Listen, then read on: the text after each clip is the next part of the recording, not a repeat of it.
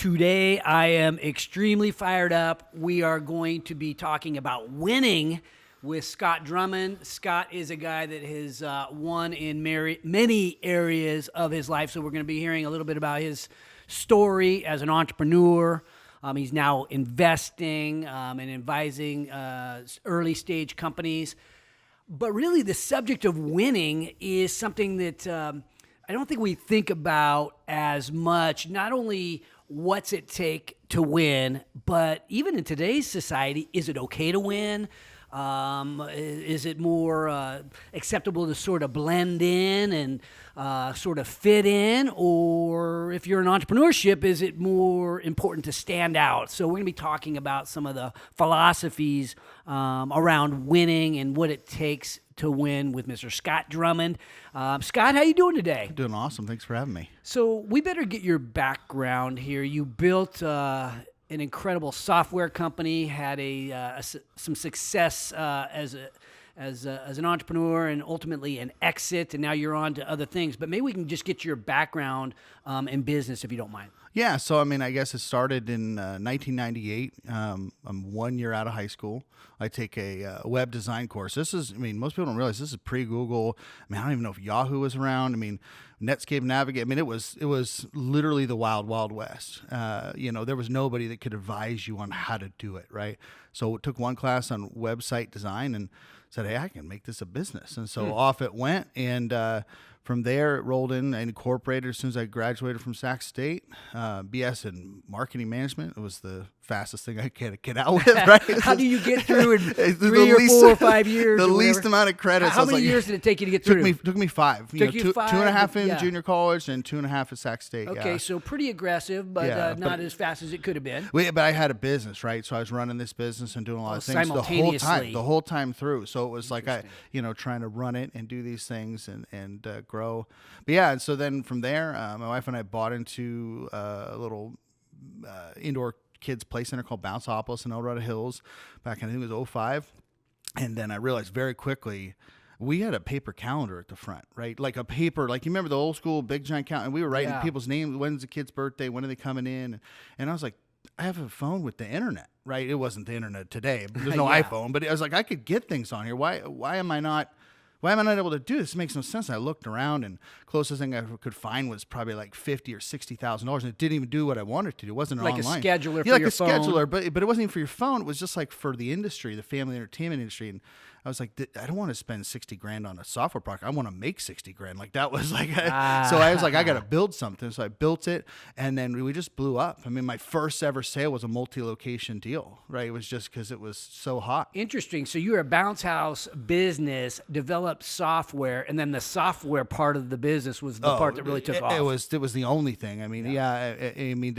You can't scale a physical location, right? You can multiply it, but you can't scale it internally like you can with software, right? So you can't.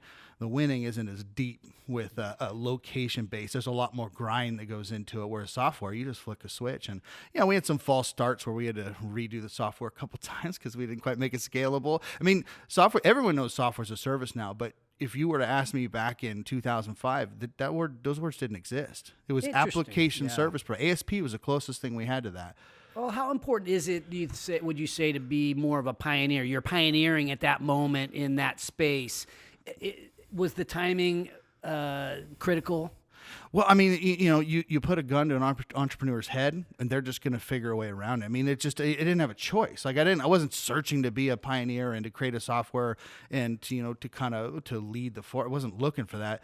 You just, when you have that mentality, you just do it, right? Hey, this is what's in front of me. I have to conquer that mountain. Let's go, right? So you build this business, and you ended up scaling it nationwide? Internationally. Internationally. Yeah, internationally. Yeah, we primarily U.S. and Canada, English speaking. Although we're in Romania. We're in some countries where I wouldn't even think that. I'm like, it's only in English. Like, yeah, we don't care. So who uses this product? Is it entertainment centers? Think Chuck E. Cheese, Dave & Buster's. One of our bigger customers is Urban Air, right? Which is they're a huge brand, indoor adventure park. They have trampolines. They start off as trampoline. They're more of an adventure park. They have go-karts, mini golf, laser tag, bowling. You look at all these bowling locations. So everybody literally from a small mom and pop mini golf bowling up to a huge, I mean, we had Kings Dominion, a lot of Cedar Fair parks used our software. So, I mean, we had some of the big boys and some of the players, but, you know, with everything, there's competition, ebb and flow, and the higher up you get, the more susceptible you get to, you know, new CEO brings in, you know, a new desire, and out you go, and they bring in something new, and so it's a constant battle. Well, so you end up becoming this platform basically where people in that industry want your products so that they can service their customers better. Yeah, exactly. It was an online, and it morphed into a point of sale system. So if you walk up, the whole thing, and really was an employee management tool. I mean, the number one thing that we did was allowed the managers to control and I mean, I'm not going to say that my customers' employees are not that great, but my employees weren't that great, right? When I had my indoor center. So that's what I was joking. My employees weren't that great. Humble. Yeah. So we had to do what we could to protect, you got a 16, 17, 18-year-old kid. I mean, regardless of the age, they just don't care, right? Yeah. You have to build their lifetime career, so they're coming in to kind of do a job. Build it. You can build a culture of caring. You can build it, but right out the gate, they're gonna just like, I don't care if the pizza's order's messed up. I know they wanted 4, but I'm just gonna give them 1. Well, you only show up with 1 pizza. Mom's pretty pissed. Where's my other 4? Yeah. Our software would red flag it and warn it, and so anybody looking would say, well, there's something wrong here. And so that management tool, like, it just kind of morphed into a full, kind of, enterprise is a little too big of a word for our software, but because it's a little mom and pop enterprise, right? Their whole business could be run, timesheets, everything. They can know what's going on and how effective they're running and how much their employees are messing stuff up. Okay, so you build this business, and then you had an exit. You're still with the company today. Yeah, 2019. The president. Yep, 2019 had the exit, and that's an interesting thing for all the entrepreneurs out there. Most of them have a fantasy where they think their business is worth more than it is. I actually had the opposite problem. And maybe it was imposter syndrome, but I only viewed my business as this small, I said it's worth X, right? And I'm thinking it's worth it. Well, then when I go to exit, I got approached, and these people said, hey, it might be worth more. I said, well, okay, talk to me. I'm not going to say no until I know what the number is. And it turned out that there was a whole realm with credit card payments that we were making probably $400,000 or $500,000 a year off siphoning off bits, basis points off of bips off of credit cards. But that is what made my business worth twice as much as I thought it was. Interesting. And I had no idea, really. I mean, I never really thought about it. And there's little niches in every business where your exit could be somebody you've never heard of. You have no idea. And you got to just, these are somebody else sees opportunity in your business that you hadn't uncovered yet for yourself. They could double the EBITDA in 12 to 18 months. I couldn't double my EBITDA in 12 months. Almost like something that you have that might not be your strength, might be somebody else's strength, 100%. And they can bring that to you. Yeah. So, I mean, for people listening out there, you think about okay, credit cards was yours. Can you think of for other businesses how that might be, somebody might have some hidden there's assets a lot within the company. Yeah, and in with some of the young up and coming, we're angel investing, a lot of these, some of these things are more synergistic. Look for other businesses who can leverage you. There's a friend of mine trying to sell his business, and he's got a bunch of contracts. Well, those contracts for, doing some internet service, those contracts are worth exponentially more to this company who wants to buy them. Because if they don't, my buddy's company is going to run them out of business. So they got 2 choices. You can buy them up, or that section of the whole is just going to go down. So you better pull the trigger on it. Yeah. I've seen that with other startups too. Their data has real value. They're not able to extract the value at the moment because they're an early stage company just trying to get over the hump. But they're building all this data, and it's got some real value to somebody. Well, yeah, it's funny. My dad, he worked for, I think it was Ross Perot's company at the time. He's doing contracts, and he brings me just this little snippet of a contract, and it was just 1 sentence. He's like, you need to put this in your contract. I go, what is this? He's like, it's from the Gardner Group, and it says you're allowed to use non-identifiable data for normal business use, or some language like that. Basically, what it's saying is all the transactional data, everything, I can take that and I can leverage that data. So I could tell you that a business that has these type of activities that's in a city of this size with this amount of, within 5 or 10 miles can generate this amount of revenue. Well, I'm not telling you what businesses those are, but I can statistically tell you that if you get a business like that, this is probably what you're going to do, right? And so you can leverage that data.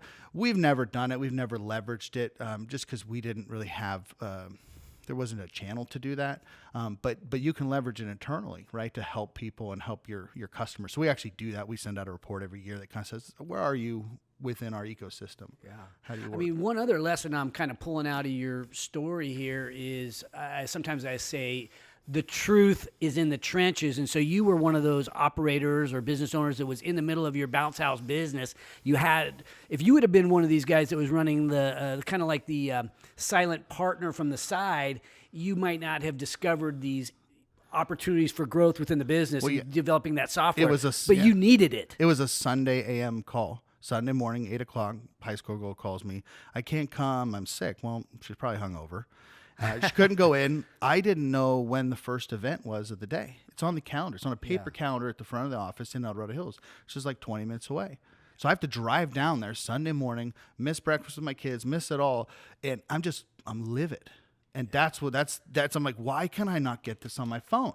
This makes no sense. And so that's what did it. And I luckily didn't have an event for like 3 or 4 hours. And I sat there and just Googled. Well, it wasn't Google, but whatever it was. Yahooed it and couldn't find anything. So just ended up building it. Amazing. So my takeaway of that is you were in the business. You were dealing with the hands-on issues of the day, situations, and if you would have been more of a silent partner, you might have heard something different from your employees or what. I would have never heard it. Yeah, I would have never got that vision. Yeah, you definitely need to be in the middle of it. Too many people try to say, "Oh, well, I'm too good for that." I mean, I always tell people, man, I clean the toilets at my building that I had for years until I finally just got tired of it. And I'm like, okay, let somebody else do it. Well, you think about how to be great, how to be a great entrepreneur, how to be great at anything. You're not sitting in a classroom. I'm sure you learned some great things at Sac State. It's a great school, but you don't know how to win. Figuring out how to win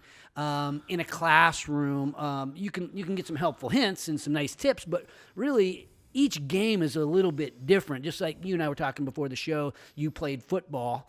By the way, I want to hear the story about how you ended up joining, deciding to play football. I'm a football guy, but you can't tell somebody how it's going to feel to get hit until you've been hit, right, in football. Oh, for sure. So, yeah. Well, and I think that's, I've never been to war. But I've got buddies that are military, and they can just look at a guy who's been in combat and go, oh, you've been there, right? And it's like when we first kind of sat down and we were talking, it's like just those key phrases and things you lean into. I'm like, oh, this guy's right up my alley. Him and I are talking that same language, and we're on that same path, right? We might think there's different ways to get there, or might not have concealed the idea of how to get forward to that. Like with the growth factory in Sacramento, we haven't figured that out just yet, or I haven't. You're working on it. I'm figuring it. But yeah, you're figuring it out. I'm trying. I'm excited. I'm in the trenches. Yeah, you're in the trenches. But that's that thing where you can see that. And so, you unless you've been physically in it, and kind of, it's weird because I always tell people, I really want my kids to learn how to lose.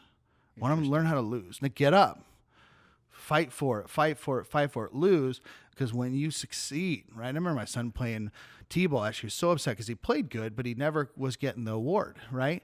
And then, he's never getting the game award. And then all of a sudden, he fought for like 3 or 4 weeks, had just a great game, and he got the award. And that was so much sweeter for him to get it for really doing something. Not the old trophy for showing up, but he really played hard. He improved every week. Those kind of things. So understanding what it's like to fail, sacrifice. Maybe failing's a little too drastic of a word, but the sacrifice, so effort. Nobody goes through life undefeated. Everybody loses games. Everybody doesn't get the starting position at some point in their athletic career. Yep. And you almost, what I'm hearing from you is you almost want some of that for your kids so that they enjoy the sweet taste of victory. Exactly. Yeah. You can't be a winner without losing something precious, right? Everyone remembers, I remember double overtime and losing double overtime in the state championship my senior. I remember that. Football. Clear as day. Yeah. Clear as day. It was brutal, right? Double overtime, losing in the mud, down at. Wow. Yeah. You've been through war for, football can be a little, like war in cases. So you went through the whole season in the championship, double overtime, right? So this is like, it's been a painful, undefeated in the mud, undefeated. Probably some blood.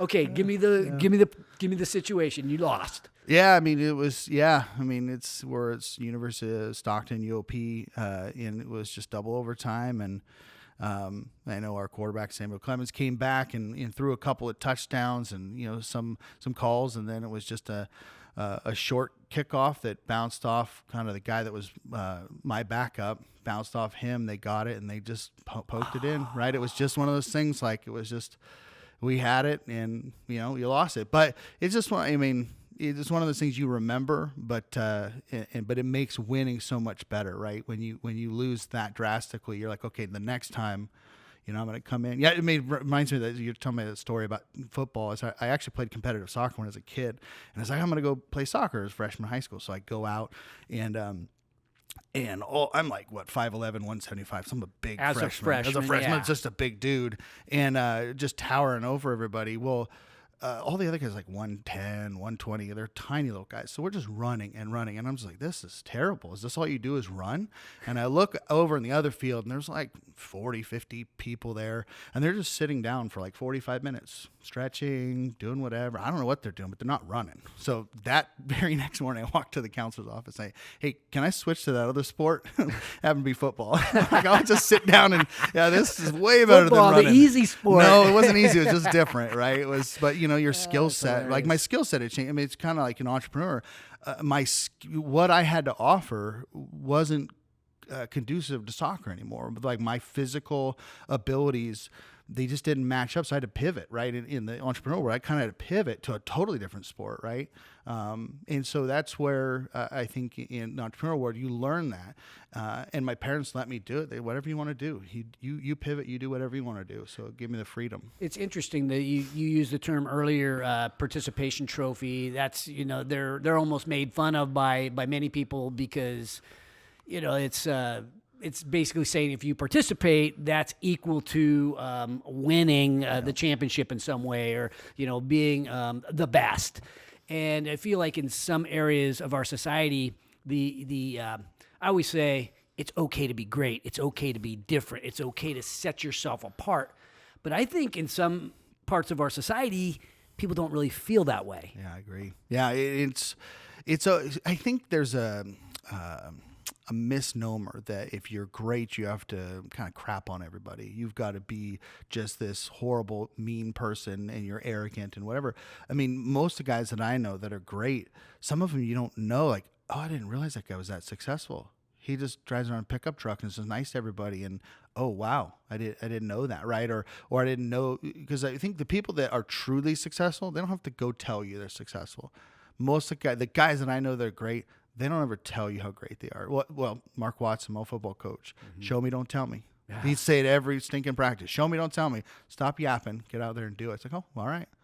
Yeah. So that was the key to kind of, Those type of people, too, they end up being the people that we respect most in life, the ones that show us, don't tell us. Mm-hmm. I mean, we got connected up through Dale Carlson, Sleep Train. Family friend. He's one of those guys that super humble, doesn't want to be on the billboards, and yet he's had this tremendous success. Yeah, I know. I mean, we've been family friends for a long time. I knew he had a mattress company. Right, as a kid, and then my sister went for work for him. I was like, "Oh, that's a mattress company. Okay, that's a little different than I was thinking." But just the nicest, sweetest guy. He'll talk to anybody. He's got a lot of stuff with foster care, which has kind of turned me onto some things with foster care and things that we're kind of help out with. And okay, so so Dale, incredible guy. So you kind of. We could talk about him, but you've had this tremendous success as well, and I sort of wonder, downplaying it is politically correct, right? So you've had a lot of success, and maybe it's just your personality to live more humbly, but we've been taught to sort of downplay that so that people don't feel like we're bragging and things like that, which I agree with a lot, but deep in there's a competitiveness. There's got to be a competitiveness that is like none other. Otherwise, you wouldn't have achieved. Am I right? Yeah, and Dale's got to have that too. Yeah, you got to, as a business owner, you almost have to be a little delusional. Right? What are the odds, right? The odds and the stats, we all know 95% of the businesses fail and all that. Like, well, not me. Yeah. Not me, not my business, right? I'm not going to fail. And so I'm going to succeed. And so that's a competitive, I think, talking about that, it is a little socially unacceptable to maybe push into your greatness. But with the Growth Factory, with the incubator, it gives a platform where when you come in, and we talked about this, it's hard to talk to people that haven't been there, because if I tell you something that is a big deal, you'll look at me and say, oh, okay, nice. That's a lot of hard work. Well, if I tell somebody that doesn't understand, well, oh, you're just bragging. You're just telling me how great you are. It's like, no, I actually lost money on that deal, but it was a big deal, and it's going to get me to the next step, right? So when you talk to somebody, you understand. So when you get into the growth factor, when you get amongst these entrepreneurs, they can learn, like, okay, so these are the steps, these are the people I can lean into, and these people I can trust. It gives you a platform to really express the things you do well, and then also tell the kids, or the kids, I mean, whoever. Yeah. I've got people the that are young older entrepreneurs, than me. I've got people that are older than me that we've invested in. They're phenomenal too. But just give them some opportunity to lean into some of my failures. Like, hey, don't do that. Like, that's how you lose money.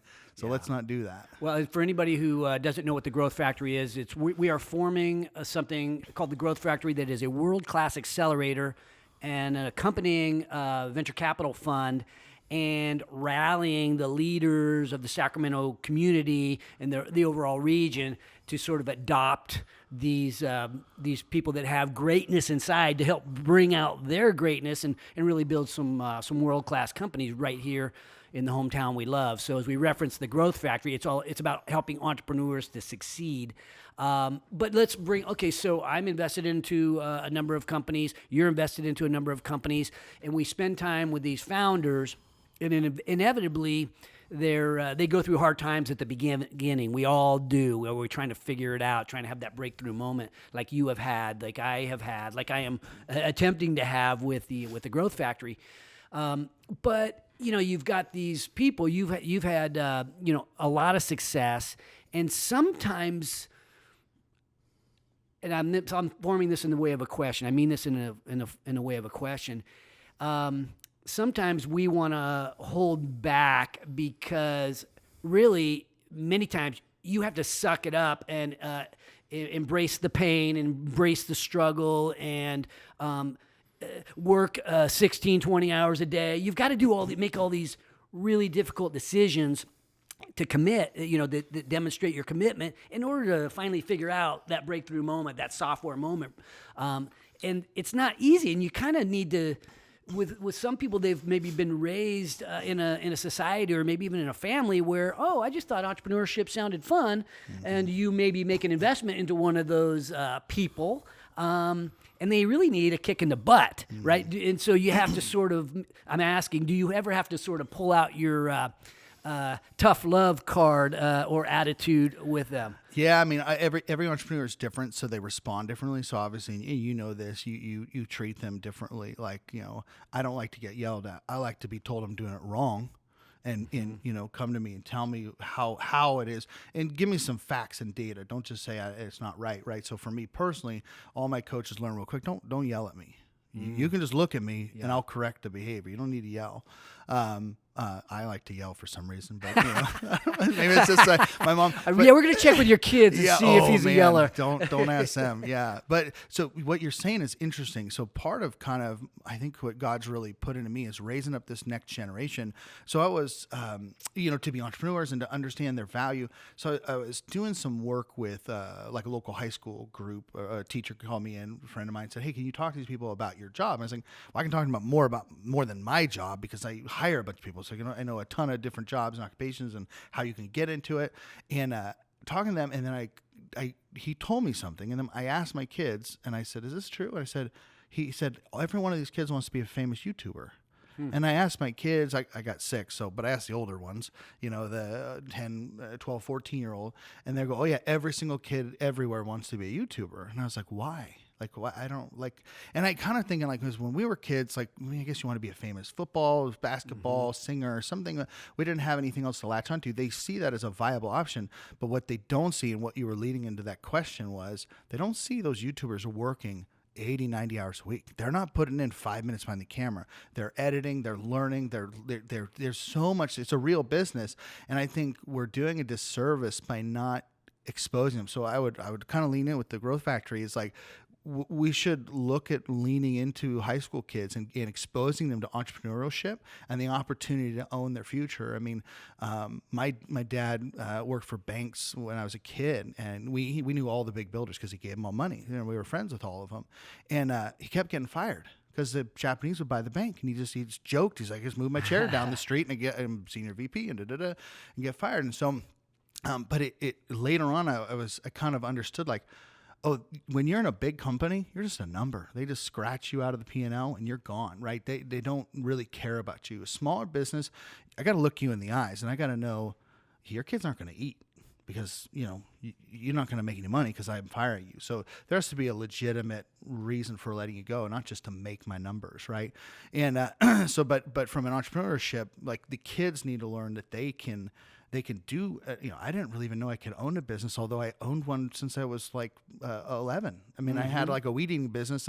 My best advice my dad ever gave me is said, don't charge by the hour, charge by the job. So I charge $0.015 a square foot. Well, when you live out in acreage, that's some crazy money. These people were paying pretty good. At 11. Yeah, like it was 11, 12 years old. I bought it, and I found the invoice. It was a Husqvarna weed eater. It was almost $400 back then. It was 91, I think. 91. So you buy a weed eater, and you because my dad wouldn't let me use his anymore. Oh, my dad was great. He let me use his weed eater, and he charged me for gas. He says, I'm not going to charge you a rental fee. I mean, I remember my sister tried to get a car, and she's like, I need to borrow money. He's like, no problem. Here's a promissory note. You're going to owe me 12% interest. And she's like, well, I can get better from the bank. He's like, then you probably should go to the bank. You know, and he just taught, and she went down and did it and figured it out. My favorite story of my dad is, you know, he'd always make us pay him back with interest and all this. And I remember I bought my first car as a Azure Turquoise 69 Nova, right? And bought it from my aunt. And, it's a 4-door, so don't get too excited. Okay, I got a 2-door Nova. Scott, my man Scott over here. It's and not I that just great. got a really cool Nova. No. Anyway, I love it because I had something similar in high school. It's super 2-door fun. though. So it's a little better. It was a 3 on the tree. It was a great car, but I bought it for $100. I remember my dad got a tank of gas and put spark plugs on it. It was about $50, and I immediately pull out my wallet. He goes, no, I got this. And I almost have tears in my eyes. I'm like, really? You know, he just, because it was a lot, you know, and we were middle class, so it wasn't like he couldn't afford it, but it was just, you know, nope, this is a big deal. It's my gift to you, you know. And I just, to this day, I joke and say, you know, because I went to Oak Ridge High School in Dorado Hills, so I always say, oh, my dad bought half my car. You know, but yeah, I just don't think these kids are exposed to. So what I was getting to is I didn't really know I could own a business until my dad came in. I started talking about this web design thing, and he got me a giant book from the California Chamber of Commerce. This is before really the internet took off, and it had all the forms. And so I figured, oh, you can own a business. I just made money. Mm-hmm. I knew how to make money, but I didn't know that's a business. What's a business? I didn't never put 2 and 2 together. I would been around tons of business owners and builders and all that, but I never I can do that. So that's I think interesting. There's a lot of common ground between you and me. I had a business, again, didn't really know it was a business probably until I sold it. I had a newspaper route that somebody gave me, right? I was the next one in line as a little kid. And, hey, I'd been helping a guy with his route, gives me the business. And then we moved across town a few years later, and I had to quit, right? So I auctioned off my paper route. It was like a hot we made delivering newspapers cool, my little brother and me, and I was able to sell we actually created an auction and sold the company. That's right. It was funny. So, okay. So the other thing that you and I have in common was we talk about, you know, as I hear the stories about your dad and your family. I only have 2 kids, but grew That's up enough. in a family of 4. Yeah, it was fine. It is fine, I should say. But you're building, so I'm thinking about you've built a successful family. And I'm attempting to do that myself. You have a family compound. I'm working on my own family compound. Share with me, I want to get into your philosophy a little bit as a dad. We heard your philosophy from your perspective of your dad, but now you as a dad, as a really successful entrepreneur, raising this tribe. Yeah, it's interesting because you can give your kids anything, right? And I like some of the finer things in life, so it's a little hard. Like, you kids don't understand. Like, I didn't have that when I was growing up, and now I do, right? So, you know, but part of one of the reasons why I want to go out is I live on, we got 44 acres out in Latrobe. And one of the reasons why I went out there is I want them to learn how to use a chainsaw and a weed eater and learn how to do these things and learn what it means to put in a hard day's work. Because when you learn what it takes to like hustle up the cord of wood or whatever you got to do, all of a sudden there's a connection to hard work and then the cost that it takes for that. There's when you do something that doesn't require a lot of physical labor, especially young, I don't think you quite get the severity of the effort that it takes, and the correlation to the funds that you get from it. So when making them work hard and understand, so that was one of the reasons to move out. Also love it out there. Yeah. Okay. So what's the range of your children? How old? 2 to 14. 2 to 14. So, at 14, you're beginning to understand the value of a dollar, right? I mean, at some level, right? You're beginning to. Yep. So how does that transition happen? Because I'm finding myself now as a grandfather, maybe being more of like money, buy them whatever. I want to be the guy that spoils them, kind of like put me in the game. I need relevance, right? Let me go buy them something. I'll take you to a Niner game. I just need to do whatever to, be in the game with my grandkids. But with my kids, we weren't. It really is much of a position to spoil them. I guess we had a little bit of that, but like, how do you draw that line so they do appreciate the value of a dollar? They do appreciate what a hard day's work might feel like. Well, the biggest thing for us is like giving, right? So we are, that's kind of one of our family's core values is giving and what we do. And so, and my mom and dad are the most generous people. My mom specifically just gives everything, and she's just there isn't a time where she isn't helping someone, doing something. And so that's the kind of thing where you understand, it's like some empathy in a sense that you're using what you've done, what God's given you to try to bless other people or help other people. So, the kids, they don't really quite understand a lot of what it is. You live in a nice house and you drive around in your little razors and you do whatever. They have a lot of fun, but we don't, a lot of that clothes are just hand-me-downs from our friends, right? So we don't really do a lot of these things that other people, we put the value in the things that are valuable, and then we don't worry about the other stuff, so there's, I remember one of my kids I think he was 5, had a pair of Lucky Jeans out in the mud, right? And it was like fancy Lucky Jeans. Didn't know what they were. I was laughing, going, oh, look, he's in the mud with the Lucky Jeans. He didn't care. And so that giving back, which is, again, part of the growth factory, is giving back in some of the things that since, I exited right before my 40th birthday. So I guess I had kind of like a good midlife crisis, right?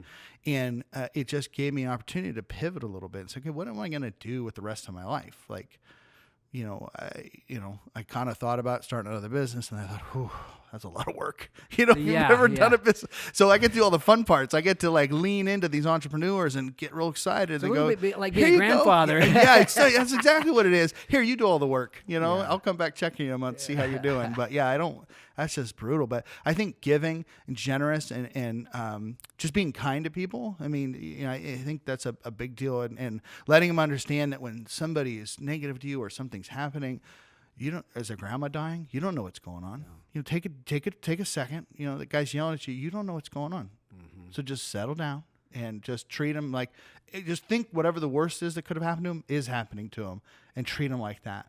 Well, it sounds like your parents and you have led by example, which is a great example for your kids. I mean, if there's nothing else that we can do, we can live our lives in a way that we would want someone that we care about to emulate or respect at least. I was going to say too, is what makes winning better is like, so I want to win and I want to make as much money as possible, but not sacrificing my family, but as much money as possible so I can give more away and do more things and lean more into those things that matter to me. Like we just got involved with People Prosper International, which is teaching business to people internationally, like to people in Africa, teaching them how to do business locally, right? And those type of ministries and things, those are life changing. When you show someone and provide them with 3 goats and show them how to raise more goats and do the milk and turn it into cheese, and all of a sudden they can provide for their family. right? In a way, we take for granted a lot of things that we have over here, and these are things in there. So just being able to winning big allows you to give big, right? It allows you to turn around and share that. I still have nice things and still go to fun places. But at the end of the day, it's not about accumulating this mass wealth for me. It's about kind of like experience, like giving my kids experiences that they can take with them and then sharing that with others. It's interesting to contrast your high school football game, the big double overtime, right? One team won, and another team lost. In entrepreneurship, it's not a zero-sum game. Nope. As you succeed, the people around you succeed as well. How is your success and you developing this taste for winning or redeveloping, reinforcing your desire to continue to win? How did that affect your teammates or maybe even other people that were around you and said, you know what, if Scott can do that, maybe I can do that. He just seemed like an ordinary dude. Maybe I could probably do it too. Yeah, there's some conversation I've actually had with some of my friends. And I want to do it. How did you do it? And that's that part where I think getting into the high school age and giving them a taste and letting them understand there's a certain appetite to be a real entrepreneur. Like you have to be delusional. You have to be willing to just go at it full speed, but you also have to be willing to pivot, and you also have to be humble and learn from people. I didn't have anybody to learn from when I was starting because we were in the Wild West. Like, no, I didn't know any. I knew like 3 other people that were my same age doing the same thing, and nobody else knew anything. And so now we're at a different time where, we can really pour into these entrepreneurs and give them some guidance, and it's going to exponentially improve their products and their services and get them along the journey faster. But when they see, that's where seeing a variety of different people. So one of the things that I tell, my mom actually introduced me to the high school kids. And I guess I never understood this, was when I grew up, I never thought, oh, what am I going to do with my life? I just did. Whatever's in front of me, I just did it. And then, but my, first year in college, I found it and I just started the business, and that was it, right? I didn't ever thought like, what am I going to do with my whole life? I just kept moving. And all these kids now that I know, they don't, what am I going to do with my life? I have no idea. And I tell them, well, what are you doing? Well, I don't know. I'm just trying to figure it out. There's no such thing as trying to figure it out. You have to do it. And what is it? I don't know what it is. You have to figure that out. So how do you figure that out? Well, there's a tool, and I call it an informational interview. My mom actually told me about it. And I tell kids all the time, I've never met a business owner. If a high school, college age kid called you right now and said, hey, can I get 30 minutes of your time? I want to just learn about what you do, your job, income, how you got there. Could we do it on the phone, or could I come in? Would you say no? No, you'd say yes right now. Mm-hmm. And I don't know a business owner that wouldn't say yes. An informational interview is what you call it. Now, so you're a college, high school kid. You call up some electrical engineer. You want to learn, hey, Bill, I hear you own this electrical engineering firm. I'm going to XYZ high school, and could I have an information? I just want to come ask you questions about your job, where you started, how you get there, what you like, what you don't like. Yeah, sure, come in Tuesday. Yeah. Let's talk about it. Any of us would do that. Yeah, but the thing is that you're going to get exposure, and people say, well, I don't know what I'm going to do. Then just call up, just pick a random thing. I was going to say out of the phone book. Those don't exist Google anymore. It. Google the name. Pick a random thing and just go ask them, because I didn't know what web design was, and I took the class. Oh, this is interesting. And then you get exposure. But the thing is, people always say, I want to love what I do. It's like, okay, I guess, right? Take your passion with you, because I love doing what I did. Yeah. Some of the things, and I learned quick, okay, I'm not a developer. I'm not a programmer. I'm going to hire people to do that. And I would say, too, to piggyback onto your interview suggestion, I think that's a great suggestion. I've had people reach out to me a few times for that kind of thing, and I enjoy it. It's kind of fun talking about yourself sometimes. It's fun helping people, but you can't, let's see how to put this. You can't become a black belt by talking to a white belt, right? So I would encourage anybody that's out there in that mode is to kind of maybe do a little bit of research about who you might want to talk to so that you can be getting information from somebody who has been there, done that. You know, the guy that has actually played football, not the one that, you know, heard about football. Yeah, but just doing that informational interview and getting out there will get you exposure. But you're 100% correct. Because if they come to me, I can tell them what it takes for every job I hire for, what it pays, right? But you go to one of my employees that's down at the bottom, they're going to tell you what their 3 years of experience is doing support. They're not going to, I can tell you what it takes, why I hired people, what gets you an interview and what you want that job. If a kid wants a job, if they would listen to me, I could get them whatever job they want. It was within reason, right? They got to have at least some of the skill sets and some of the things, but I could give them a path to get that job because you present yourself in a way. It's kind of like fishing. If you present yourself as an irresistible bait, a fish is going to bite, right? And that entrepreneur, if you get into their zone and you make it, they're going to go like, hey, I don't know what you do, but I'm going to hire you because you look like you want it. All right, let's speak to the employee out there. The employee that's earlier in the career. It's not the dream job. It's closer to the bounce house potentially, or maybe you know, Starbucks or tech support. It's like, this isn't what I wanted to do, but here I am trying to pay the bills.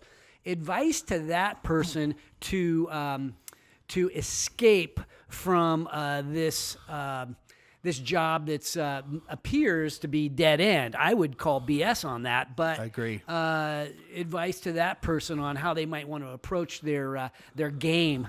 You could even, and this could be to the guy that's out there as a second stringer on the football team too, right? So like, hey, I'm not happy being second string. What do you do about it? Yeah, well, you kind of set me up perfectly for that one.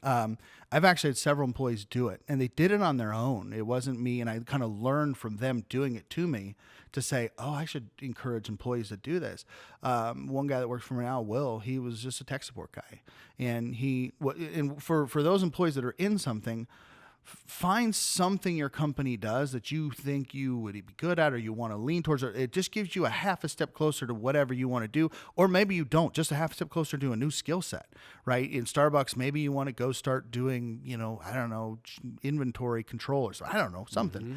But so he came to me and said, I really want to learn how to do SQL and do the back-end database stuff. And I said, okay, great. Congratulations. What do you want me to do about it, right? And he's like, well, I'm going to take some classes. Like, well, we can't really afford to pay for them. He's like, okay, I'm going to do it on my own. And I was really kind of testing him, and he went and just did it on his own. And he learned, and then he's like, well, can you give me something? Well, I can't pay you to do it because you don't know what you're doing. He's like, no, I didn't actually. Just give it to me. I'll take it home. And all of a sudden we give it to him, and he's just like a skyrocket, right? Just going off. And he's really skilled at it. And then we're like, okay, now we got to pay you more. We're like, now we got to change your position, and we got to pay you more. And then he does it again and improves his skills again and go, okay, now we got to pay you more again because you're going to leave, and I don't want you to leave, right? And we allow them as an owner, as an entrepreneur, you need to allow your people some freedom. I have it's a 10% rule. I think 10% of your time should be free to do whatever needs to be done.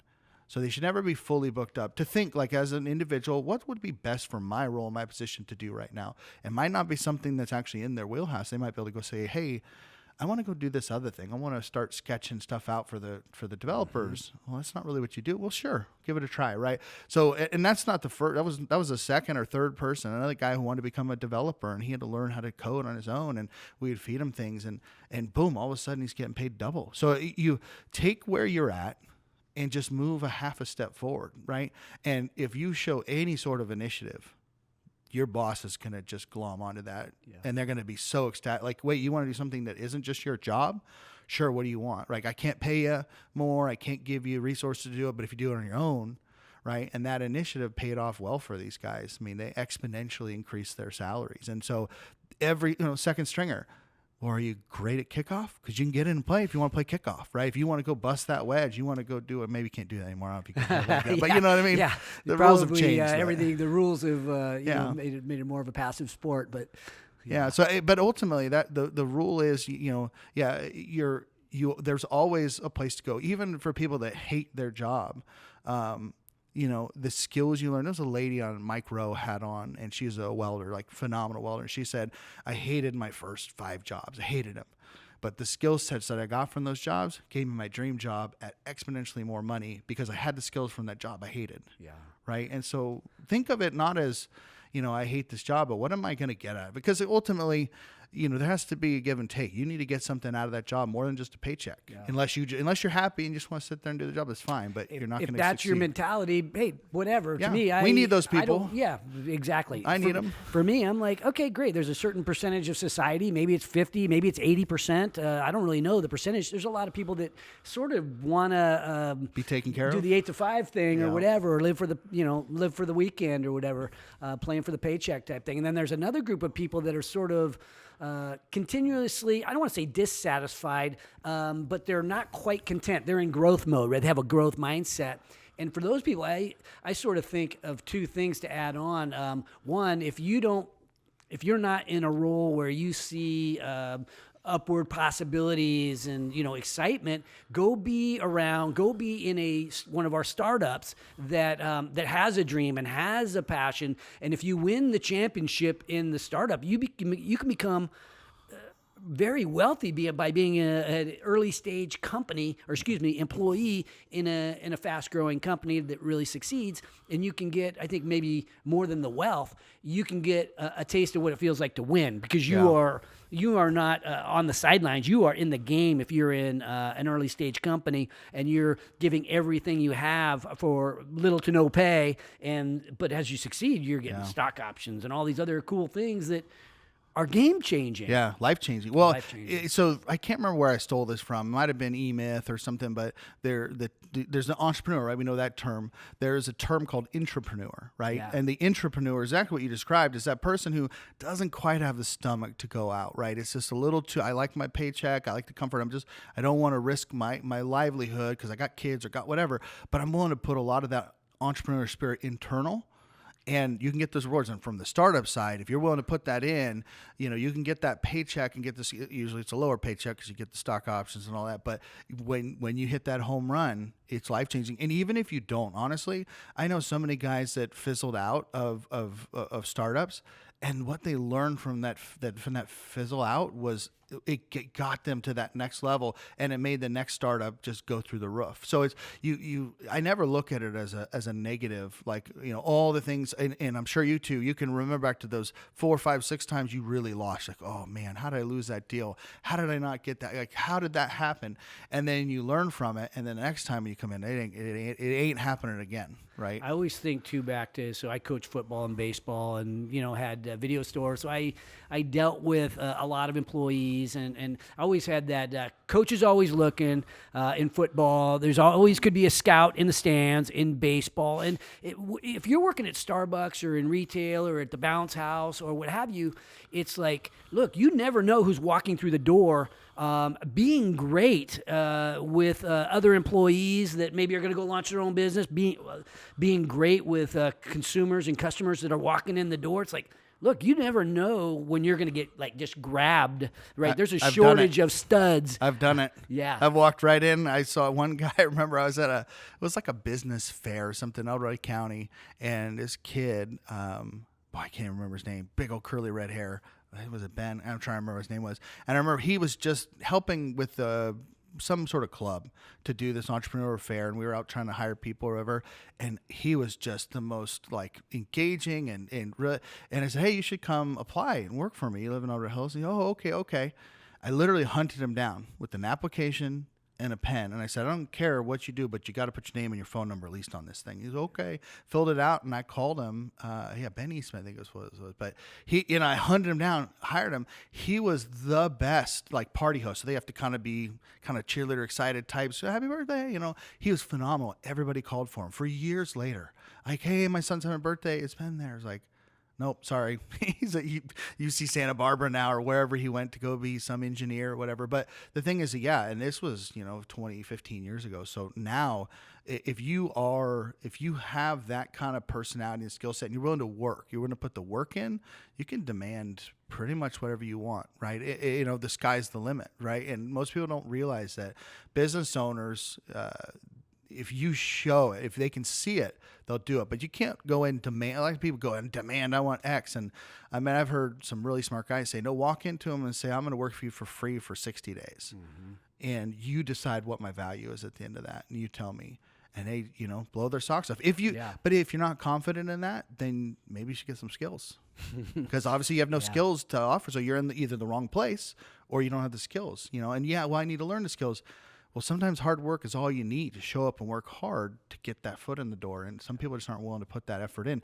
And that's that winning mentality. I don't know, with the kids nowadays, with everybody wanting a YouTube star, I just, they don't know how to communicate with each other. So like with our kids, I mean, we try to make them call people on the phone. We make them look in the eye, shake the hand, like look, this is how you communicate with people. We're not texting everybody all the time, and trying to teach them how to be human, right? And this coronavirus thing, I think, is exponentially made us more aware, like, hey, we need to teach them how to be even more human, right? Rather than just kind of hide. And those translate really well into the business world. You bet. And you think about that, maybe it's easier to stand out today as a super hardworking, great communicating teammate. It's easier to stand out and get yourself noticed, because there are a lot of people that are wanting to text and just go through the motions. So, so anybody listening that is thinking, well, it was maybe back in the day it was easier. Well, you know what? Maybe standing out has become easier because it doesn't take quite as much effort and blood, sweat, and tears, is maybe to get noticed. But on the counter side of that, everybody wants to be noticed, right? So you might stand out, but can you stay out? Can you stay out there and be allowed to be there? Or are you coming and just look at me, I don't have any skills, I'm just going to stand here and make a big fuss, right? So that's where you can stand out, but are you just doing it for you, or are you trying to push the company or the agenda forward in a way that's productive and valuable for the people around you? And do you uplift those around you? Are you pulling people with you when you're doing it, and encouraging them with you and helping them and leaning in? And the big thing is, I almost never say no to my staff if they have an idea. Sometimes I think they're dumb ideas and we've already done them. And sometimes I go, hey, we already did this and we lost a bunch of money. Can you come up with a different way to do it? But letting them kind of have that freedom to go forward. But everybody wants to stand out now. And I say everybody, it's kind of euphemism, but can you stay out there and can you provide some value? So the question is, when you do stand out, you better bring it. You better do something of value that makes that business person want you to be there, or that and I think with these I don't know, whatever generations coming up, all these I think the value or the need for something greater than just a paycheck, right? They want to be part of something, which is again that startup side of it. Our software revolutionized the way businesses did it, and it gave freedom, right? People that were stuck on their phone or stuck in a physical location for years, and they could never break away because they were one of 5 people in the business. They're stuck. And I remember I called this one podunk bowling alley in I don't even know where, Pennsylvania. They had like 4 lanes, right? The ROI was not there. I straight up, I was telling them, I said, hey, listen, you guys don't do it. Like, it's not worth it. Like, it's not going to make you any money. It's going to cost you money. You just shouldn't do it. Like, I told them, no, it's not really going to. And they call me back like 4 hours later and say, no, we're going to do it because we don't have to be here. The value for us not being here is exponentially more than the dollars you're saying we're not going to, we're only going to maybe, make a little bit. So that the value to those people. So, these kids need to understand they need to bring value, and they need to have, and when they bring value, they also feel like they want to be a part of, which again was that startup. I really think that they're going to, really lean into that. So that's where I think getting into the kids and, hey, you can be part of this. You don't have to be an entrepreneur, but you can be an entrepreneur. So we can get you a paycheck. We can get you, maybe you're making $15, $18, $20, $25 an hour, whatever it is. You can live a great life. You can be, and you can influence the world. You can influence these people's lives. Like, we made thousands of people's lives. I mean, I think about our software and the thousands of people that use it. And I think about, we make their life, we employ kind of secondarily through our software these people to execute on this. And it it kind of becomes a little overwhelming if you think about all the people that you employ and then all the kids that they're there and all of them getting fed by the monies that you're generating. So I try not to think about that too much, right? Yeah, there's a lot of weight. succeed in their life. Yeah, but so with the kids, I think this next generation coming up, they need. I'm kind of old, even though I'm just like 42. But I'm half kid of to me. But yeah, half of me is like, come on, just get out there and do it. Stop complaining. Why do you always have to feel good about yourself? Like, can't you just do the hard work? So I have to temper that down a little bit and say, okay, no, they'll do the hard work, but they have to feel, like there's a greater good to it. And there's a lot of these, say kids, there's a lot of people that are willing to put the work in, but there's a lot that aren't. And so finding those right kids and changing. I mean, I kind of feel like a dinosaur because, I love the old school, like be face to face. I love that. With my job, well, half of our staff, was remote. Now it's, 95% of our staff's remote and trying to learn the new way of connecting human to human via Zoom, right? And so we've got some tricks and some things that we do and games we play, and it helps. We used to fly everybody out every year and do a big old thing, and we haven't done it for a couple of years. So it's, I think, I think the growth factor has an opportunity to go beyond just the entrepreneur and even to filling those businesses with quality candidates that maybe aren't willing or don't have the ability at the time to create their own business, but they're willing to put the work in and they're willing to be a part of it, and almost like having almost like a draft, right? Or you got this deep bench of third stringers that you say, hey, we're going to bring you up. You're not ready yet to launch your own company, or maybe you don't want to, but you'd be a great finance guy for this. I agree. I feel like the Growth Factory sort of is this platform, almost I think a Field of Dreams. Once we build it and start saying, hey, you want to get, it's Match.com for startups, investors, employees, people who really want to, change the world and be a part of world-changing type of small business that is, extremely scalable. Yeah, so. In Sacramento, I've heard you say a few times Sacramento's second tier, and I know you. Yeah, I don't. It's like a perception. I understand. I get it. I think though that so for me. I used to hire developers in Sacramento because we wanted everybody local. Well, they kept just running away to the, Silicon Valley for $20,000 more. It's like, hey, you weren't worth what it's paying you. Sure, I'm paying you $20,000 more, right? And so I just said, forget it. I'll just hire them anywhere. Well, so I started hiring all outside of the region. Well, the thing was, the people in our region are hired outside of the region, right? So they're here physically, but they're working for somebody else. And I think that's happening more with COVID. They're moving in. So I really feel this is the perfect time because they'll be here and they'll be like, I really want to be connected with people. What is a business local that I could pour my talent into? And all of a sudden, like, hey, there's 20 of them right there. Pick which one. And it's kind of like a dating, like, have 20 entrepreneurs there and just go on your little dating circle, right? And so there's so much influx in the Bay Area and just all these other places where people are like, I don't have to live in there, and it's the cost of living. Like, we have great restaurants up in Dorado Hills. We got like Milestone and Aji and Sea Nights, and these guys could have put their restaurants anywhere, and they would have been. One guy's, I think, from the French Laundry. He could have went anywhere and made $1 zillion, but he chose Dorado Hills. Well, why? Quality of life. You know, that means more to this next generation. Like, I want to enjoy my off time. I want to go mountain biking. I want to go skiing and water skiing and whatever. They want to do that. So 10, 15 years ago, I don't know if those guys would have came and put the restaurants up here. They would have found a place someplace else that, what made them more money. But now they're like, nah, I want the quality of life, which I think is going to translate into huge growth in the Sacramento region of just amazing businesses. Where I kind of think, because one business we invested in was called Coach IQ. All these guys are from Davis, football players from Davis, doing online kind of sports training, video annotation. Phenomenal product. I mean, this thing's just going to go crazy. But then they didn't feel like Sacramento was it. So they went down south in San Diego. But if we had something here for them to glom onto, I think they would have just fell over to side. They would have just fallen over. They were like, all my mentors are here. Why would I go anywhere? Yeah. Right? There was nothing here for them or nothing that they felt was here for them. So, and that's just one tiny little business. And there's tens of thousands of them that are they're getting seeded in Sac State, like the Carlson, the Sac State Entrepreneurial Center. anyways, we're at the cusp, and I don't even think we're going to be top tier. I think we're going to be the right tier in Sacramento. Like, we're going to be the place where people say, if you want the package, then you can come here. If you want to go make $1 zillion, you got to go to New York. Yeah. Go to Silicon Valley. Go. You can make a ton of money. You want to make a bunch of money and have a great quality of life, then you got to come here. I love it.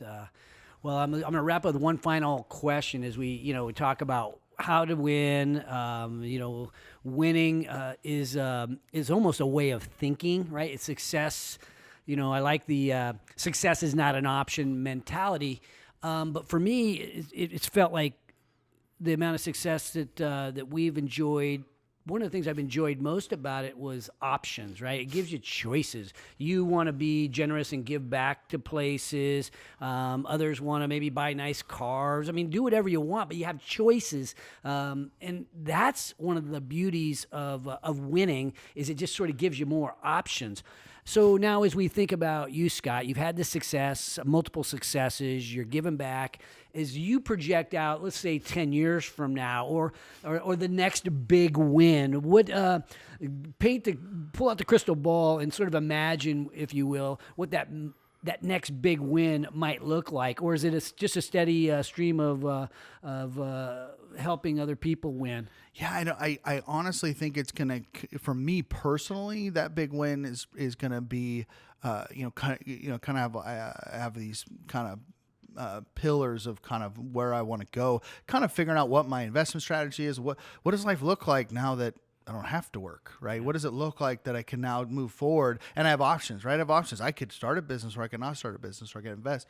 So I think for me, it's like the more people we can help, the better. Again, like, the People Prosper International, helping people start businesses everywhere, raising up the whole, like, the more fingers I can get into lifting other. It's just, I think my mom kind of instilled that. It gives me joy. It's where I get kind of, I could buy a new car and it's nice, but I get the most satisfaction from helping somebody else. So if I can, make a bunch of money and then come alongside and help them, or even entrepreneurs, helping these entrepreneurs succeed and meeting their dreams. I mean, there's nothing better than that. So my biggest success would just be to knock it out of the park with all these investments and just to keep kind of leaning into these entrepreneurs locally or, regionally, and then really raising up that next generation of kids to understand their place. You have power when you're an entrepreneur. When you own your own business, you got power. I don't care if you're a tile guy or a contractor or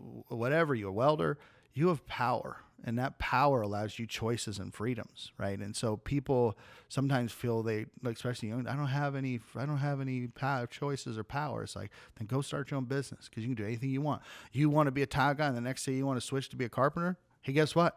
Go for it. Nobody cares, right? If you want to do it, do it. And so at the end of the day, that big win's going to be just helping as many people as possible succeed, and then helping Sacramento succeed. I mean, besides a couple year stint in Pleasanton, I was born and raised in this valley, and so I've seen it really grow. Right, a lot of stoplights, stop signs turn to stoplights, and single lanes turn to triple lanes, and so that's what I'm hoping. I love it. As they succeed, we succeed as investors, as people that care about our communities, people that care about our family. Scott Drummond. I mean, if you don't love this guy, you don't love America, because this is to me, this is what free enterprise and America in many ways is all about. So thank you, Scott. Really appreciate it. Thanks for name dropping the Growth Factory a number of times. That's my passion. Super excited about it. Man. I really appreciate everything. All right. Thanks, Mark. You bet. Thanks for watching today's show. My goal for every episode is that you find a takeaway, something tangible you can use in your business today. And if you have a comment about a favorite takeaway, feel free to put it in the box below. And if you have a topic that you'd like me to bring up on the show, don't forget to let me know. And also, don't forget to subscribe to our YouTube channel if you want to learn more about entrepreneurship. Because at Haney Biz, we are always by your side.